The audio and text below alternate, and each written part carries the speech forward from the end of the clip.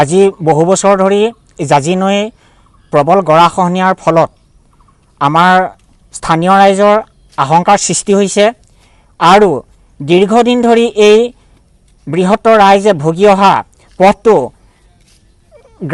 প্ৰধানমন্ত্ৰী গ্ৰাম সড়ক যোজনাৰ অধীনত নিৰ্মিত কৰি দিয়াৰ পিছত ধাৰাসাৰ বৰষুণ হোৱাৰ ফলত ক্ৰমে গৰাখহনীয়াৰ ফলত এই নৱনিৰ্মিত পথটো জাঁজি নদীৰ গৰাহত ধ্বংস হ'বলৈ গৈ আছে।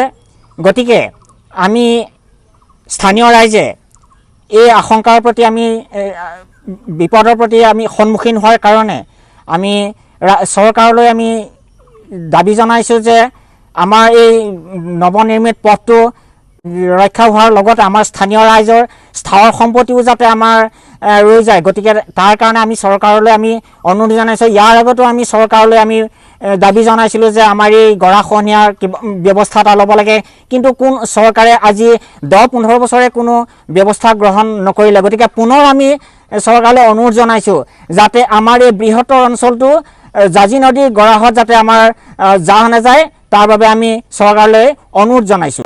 প্ৰবল বৰষুণৰ ফলত জাঁজি নদী গৰাখহনীয়া প্ৰকোপ ৰূপে হৈছে আৰু আগন্তুক বাৰিষা আছেই। বৰ্তমান এই কেইদিনতে এয়া অৱস্থা একদম মানে বাৰীঘৰলৈ একেবাৰে অশনি সংকেত কঢ়িয়াই আনিছে। গতিকে ইয়াৰ দ্বাৰা চৰকাৰলৈ এটি অনুৰোধ, আমাক যাতে ৰক্ষা কৰে। যিকোনো খবৰৰ বাবে যোগাযোগ কৰক আমাৰ এই নম্বৰত 7099017330 আৰু 7099017110।